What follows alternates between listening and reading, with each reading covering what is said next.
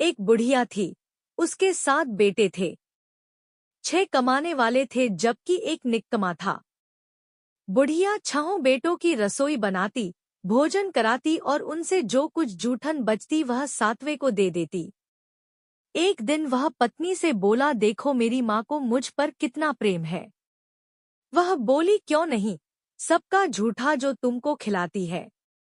वह बोला, ऐसा नहीं हो सकता है, मैं जब तक आंखों से न देख लूं मान नहीं सकता। बहू हंसकर बोली, देख लोगे तब तो मानोगे। कुछ दिन बाद त्योहार आया। घर में 7 प्रकार के भोजन और चूरमे के लड्डू बने। वह जांचने को सिर दुखने का बहाना कर पतला वस्त्र सिर पर ओढ़े रसोई घर में सो गया। वह कपड़े में से सब देखता रहा। 6 भाई भोजन करने आए। उसने देखा, माँ ने उनके लिए सुंदर आसन बिछा नाना प्रकार की रसोई परोसी और आग्रह करके उन्हें जमाया। वह देखता रहा। 6 भोजन करके उठे तब माँ ने उनकी झूठी थालियों में से लड्डुओं के टुकड़े उठाकर एक लड्डू बनाया। जूठन साफ कर बुढ़िया माँ ने उसे पुकारा, बेटा 6 भाई भोजन कर गए, अब तू ही बाकी है, उठ तू कब खाएगा। वह कहने लगा, माँ मुझे भोजन नहीं करना, मैं अब परदेश जा रहा हूँ। माँ ने कहा, कल जाता हो तो आज चला जा। वह बोला, हाँ आज ही जा रहा हूँ। यह कहकर वह घर से निकल गया। चलते समय पत्नी की याद आ गई। वह गौशाला में कंडे उपले थाप रही थी। वहां जाकर बोला, हम जावे परदेश आवेंगे कुछ काल, तुम रहियो संतोष से धर्म आपनो पाल। वह बोली, जाओ पिया आनंद से हमारो सोच हटाए, राम भरोसे हम रहें ईश्वर तुम्हें सहाय। 2 निशानी आपन देख धरू में धीर, सुधी मती हमारी बिसारियो रखियो मन गंभीर।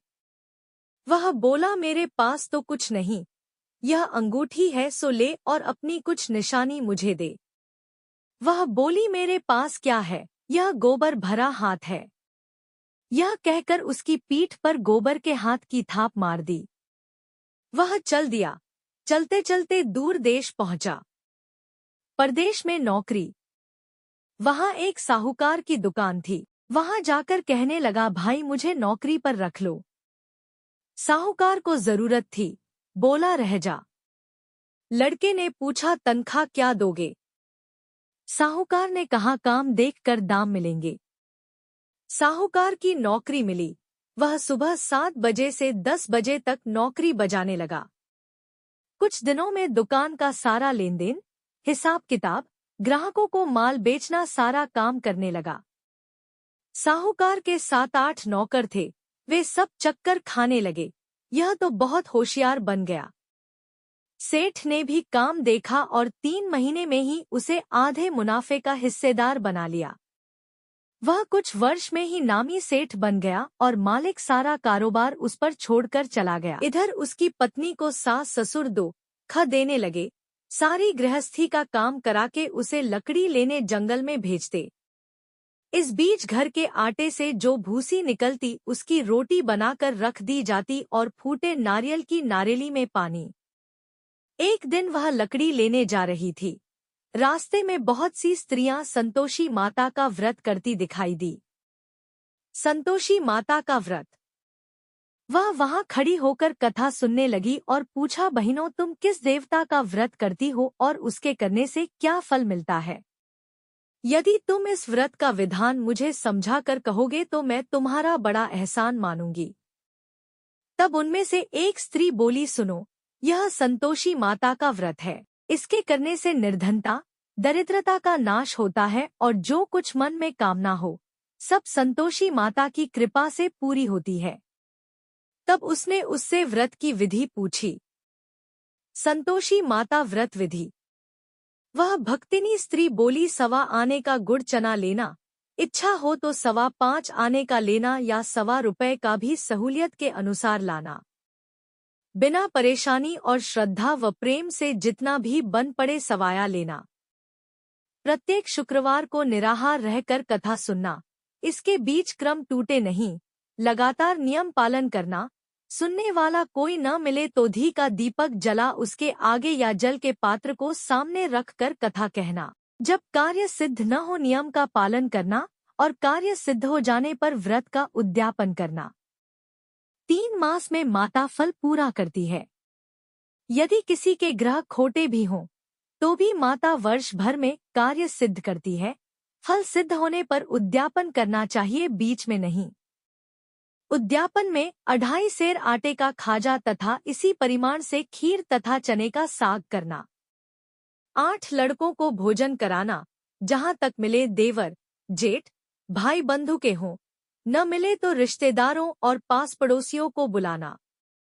उन्हें भोजन करा यथाशक्ति दक्षिणा दे माता का नियम पूरा करना। उस दिन घर में खटाई न खाना। यह सुन बुढ़िया के लड़के की बहू चल दी। रास्ते में लकड़ी के बोझ को बेच दिया और उन पैसों से गुड़चना ले माता के व्रत की तैयारी कर आगे चली और सामने मंदिर देखकर पूछने लगी, यह मंदिर किसका है? सब कहने लगे संतोषी माता का मंदिर है। यह सुनकर माता के मंदिर में जाकर चरणों में लौटने लगी। दीन हो विनती करने लगी, माँ मैं निपट अज्ञानी हूँ, व्रत के कुछ भी नियम नहीं जानती, मैं दुखी हूँ। हे माता, जगत जननी मेरा दुख दूर कर, मैं तेरी शरण में हूँ। माता को दया आई। एक शुक्रवार बीता कि दूसरे को उसके पति का पत्र आया और तीसरे शुक्रवार को उसका भेजा हुआ पैसा आ पहुंचा। यह देख जेठ जेठानी मुंह सिकोड़े लगे। लड़के ताने देने लगे, काकी के पास पत्र आने लगे, रुपया आने लगा, अब तो काकी की खातिर बढ़ेगी। बेचारी सलता से कहती, भैया कागज आवे रुपया आवे, हम सब के लिए अच्छा है। ऐसा कहकर आंखों में आंसू भरकर संतोषी माता के मंदिर में मातेश्वरी के चरणों में गिरकर रोने लगी। माँ मैंने तुमसे पैसा कब मांगा है? मुझे पैसे से क्या काम है? मुझे तो अपने सुहाग से काम है। मैं तो अपने स्वामी के दर्शन मांगती हूँ। तब माता ने प्रसन्न होकर कहा, जा बेटी, तेरा स्वामी आएगा। यह सुनकर खुशी से बावली होकर घर में जा काम करने लगी। अब संतोषी माँ विचार करने लगी, इस भोली पुत्री को मैंने कह तो दिया कि तेरा पति आएगा, लेकिन कैसे? वह तो इसे स्वप्न में भी याद नहीं करता। उसे याद दिलाने को मुझे ही जाना पड़ेगा। इस तरह माताजी उस बुढ़िया के बेटे के पास जा स्वप्न में प्रकट हो कहने लगी, साहूकार के बेटे, सो रहा है या जागता है? वह कहने लगा, माता सोता भी नहीं जागता भी नहीं हूँ, कहो क्या आ गया है? माँ कहने लगी, तेरे घर बार कुछ है कि नहीं? वह बोला, मेरे पास सब कुछ है, माँ बाप है, बहू है, क्या कमी है? माँ बोली, भोले पुत्र, तेरी बहू घोर कष्ट उठा रही है, तेरे माँ बाप उसे परेशानी दे रहे हैं। वह तेरे लिए तरस रही है, तू उसकी सुध ले। वह बोला, हाँ माताजी, यह तो मालूम है, परंतु जाऊं तो कैसे? परदेश की बात है, लेन देन का कोई हिसाब नहीं, कोई जाने का रास्ता नहीं आता, कैसे चला जाऊं? माँ कहने लगी, मेरी बात मान, सवेरे नहा धोकर संतोषी माता का नाम ले, घी का दीपक जला दंडवत कर दुकान पर जा बैठ। देखते देखते सारा लेन देन चुक जाएगा, जमा का माल बिक जाएगा, सांझ होते होते धन का भारी ठेर लग जाएगा। अब बूढ़े की बात मानकर वह नहा धोकर संतोषी माता को दंडवत घी का दीपक जला दुकान पर जा बैठा। थोड़ी देर में देने वाले रुपया लाने लगे, लेने वाले हिसाब लेने लगे। कोटे में भरे सामान के खरीददार नकद दाम दे सौदा करने लगे। शाम तक धन का भारी ठेर लग गया। मन में माता का नाम ले चमत्कार देख प्रसन्न हो घर ले जाने के वास्ते गहना कपड़ा सामान खरीदने लगा। यहाँ काम से निपट तुरंत घर को रवाना हुआ। उधर उसकी पत्नी जंगल में लकड़ी लेने जाती है, लौटते वक्त माताजी के मंदिर में विश्राम करती। वह तो उसके प्रतिदिन रुकने का जो स्थान ठहरा। धूल उड़ती देख वह माता से पूछती है, हे माता, यह धूल कैसे उड़ रही है? माता कहती है, हे पुत्री, तेरा पति आ रहा है। अब तू ऐसा कर, लकड़ियों के 3 बोझ बना ले, एक नदी के किनारे रख और दूसरा मेरे मंदिर पर व तीसरा अपने सिर पर। तेरे पति को लकड़ियों का गट्ठर देख मोह पैदा होगा, वह यहाँ रुकेगा, नाश्ता पानी खाकर माँ से मिलने जाएगा, तब तू लकड़ियों का बोझ उठाकर जाना और चौक में गट्ठर डालकर जोर से आवाज लगाना, लो सासू जी, लकड़ियों का गट्ठर लो, भूसी की रोटी दो, नारियल के खेपड़े में पानी दो, आज मेहमान कौन आया है। माताजी से बहुत अच्छा कहकर वह प्रसन्न मन से लकड़ियों के 3 गट्ठर बनाई, एक नदी के किनारे पर और एक माताजी के मंदिर पर रखा। इतने में मुसाफिर आ पहुंचा। सूखी लकड़ी देख उसकी इच्छा उत्पन्न हुई कि हम यहीं पर विश्राम करें और भोजन बनाकर खा पीकर गांव जाएं। इसी तरह रुक कर भोजन बना, विश्राम करके गांव को गया। सबसे प्रेम से मिला। उसी समय सिर पर लकड़ी का गट्ठर लिए वह उतावली सी आती है। लकड़ियों का भारी बोझ आंगन में डालकर जोर से 3 आवाज देती है, लो सासू जी, लकड़ियों का गट्ठर लो, भूसी की रोटी दो, आज मेहमान कौन आया है। यह सुनकर उसकी सास बाहर आकर अपने दिए हुए कष्टों को भुलाने हेतु कहती है, बहू ऐसा क्यों कहती है, तेरा मालिक ही तो आया है। आ बैठ, मीठा भात खा, भोजन कर, कपड़े गहने पहन। उसकी आवाज सुन उसका पति बाहर आता है। अंगूठी देख व्याकुल हो जाता है। माँ से पूछता है, माँ यह कौन है। माँ बोली, बेटा यह तेरी बहू है। जब से तू गया है तब से सारे गांव में भटकती फिरती है, घर का कामकाज कुछ करती नहीं, 4 पहर आकर खा जाती है। वह बोला, ठीक है माँ, मैंने इसे भी देखा और तुम्हें भी, अब दूसरे घर की ताली दो, उसमें रहूंगा। माँ बोली, ठीक है, जैसी तेरी मर्जी। तब वह दूसरे मकान की तीसरी मंजिल का कमरा खोल सारा सामान जमाया। एक दिन में राजा के महल जैसा ठाट-बाट बन गया। अब क्या था, बहू सुख भोगने लगी। इतने में शुक्रवार आया। शुक्रवार व्रत के उद्यापन में हुई भूल, किया खटाई का इस्तेमाल। उसने पति से कहा, मुझे संतोषी माता के व्रत का उद्यापन करना है। पति बोला, खुशी से कर लो। वह उद्यापन की तैयारी करने लगी। जेठानी के लड़कों को भोजन के लिए कहने गई। उन्होंने मंजूर किया, परंतु पीछे से जेठानी ने अपने बच्चों को सिखाया, देखो भोजन के समय खटाई मांगना, जिससे उसका उद्यापन पूरा न हो। लड़के जीमने आए, खीर खाना पेट भर खाया, परंतु बाद में खाते ही कहने लगे, हमें खटाई दो, खीर खाना हमको नहीं भाता, देखकर अरुचि होती है। वह कहने लगी, भाई खटाई किसी को नहीं दी जाएगी, यह तो संतोषी माता का प्रसाद है। लड़के उठ खड़े हुए, बोले, पैसा लाओ। भोली बहू कुछ जानती नहीं थी, उन्हें पैसे दे दिए। लड़के उसी समय हट करके इमली खटाई ले खाने लगे। यह देखकर बहू पर माताजी ने कोप किया। राजा के दूत उसके पति को पकड़ कर ले गए। जेठ जेठानी मनमाने वचन कहने लगे, लूट लूट कर धन इकट्ठा कर लाया है, अब सब मालूम पड़ जाएगा जब जेल की मार खाएगा।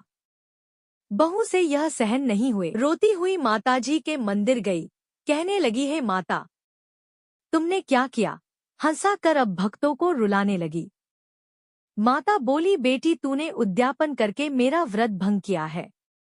वह कहने लगी, माता मैंने कुछ अपराध किया है, मैंने तो भूल से लड़कों को पैसे दे दिए थे, मुझे क्षमा करो, मैं फिर तुम्हारा उद्यापन करूंगी। माँ बोली, अब भूल मत करना। वह कहती है, अब भूल नहीं होगी, अब बतलाओ वे कैसे आवेंगे। माँ बोली, जा पुत्री, तेरा पति तुझे रास्ते में आता मिलेगा। वह निकली, राह में पति आता मिला। वह पूछी, कहाँ गए थे। वह कहने लगा, इतना धन जो कमाया है उसका टैक्स राजा ने मांगा था, वह भरने गया था। वह प्रसन्न हो बोली, भला हुआ, अब घर को चलो। कुछ दिन बाद फिर शुक्रवार आया। फिर किया व्रत का उद्यापन। वह बोली, मुझे फिर माता का उद्यापन करना है। पति ने कहा, करो। बहू फिर जेठ के लड़कों को भोजन को कहने गई। जेठानी ने 1-2 बातें सुनाई और सब लड़कों को सिखाने लगी। तुम सब लोग पहले ही खटाई मांगना। लड़के भोजन से पहले कहने लगे, हमें खीर नहीं खानी, हमारा जी बिगड़ता है, कुछ खटाई खाने को दो। वह बोली, खटाई किसी को नहीं मिलेगी, आना हो तो आओ। वह ब्राह्मण के लड़के लाकर भोजन कराने लगी। यथाशक्ति दक्षिणा की जगह एक एक फल उन्हें दिया। संतोषी माता प्रसन्न हुई। संतोषी माता का फल। माता की कृपा होते ही 9वें मास में उसके चंद्रमा के समान सुंदर पुत्र प्राप्त हुआ। पुत्र को पाकर प्रतिदिन माता जी के मंदिर को जाने लगी। माँ ने सोचा, यह रोज आती है, आज क्यों न इसके घर चलूं। यह विचार कर माता ने भयानक रूप बनाया। गुड़चने से सना मुख, ऊपर सूंड के समान होठ, उस पर मक्खियां भिन भिन कर रही थी। दहली पर पैर रखते ही उसकी सास चिल्लाई, देखो रे, कोई चुड़ैल डाकिन चली आ रही है, लड़कों इसे भगाओ, नहीं तो किसी को खा जाएगी। लड़के भगाने लगे, चिल्लाकर खिड़की बंद करने लगे। रोशनदान में से देख रही थी। प्रसन्नता से पगली बन चिल्लाने लगी, आज मेरी माता जी मेरे घर आई है, वह बच्चे को दूध पीने से हटाती है। इतने में सास का क्रोध फट पड़ा। वह बोली, क्या उतावली हुई है, बच्चे को पटक दिया। इतने में माँ के प्रताप से लड़के ही लड़के नजर आने लगे। वह बोली, माँ, मैं जिसका व्रत करती हूँ, यह संतोषी माता है। सबने माता जी के चरण पकड़ लिए और विनती कर कहने लगे, हे माता, हम मूर्ख हैं, अज्ञानी हैं, तुम्हारे व्रत की विधि हम नहीं जानते, व्रत भंग कर हमने बड़ा अपराध किया है, जग माता आप हमारा अपराध क्षमा करो। इस प्रकार माता प्रसन्न हुई। बहू को प्रसन्न हो जैसा फल दिया, वैसा माता सबको दे, जो पढ़े उसका मनोरथ पूर्ण हो।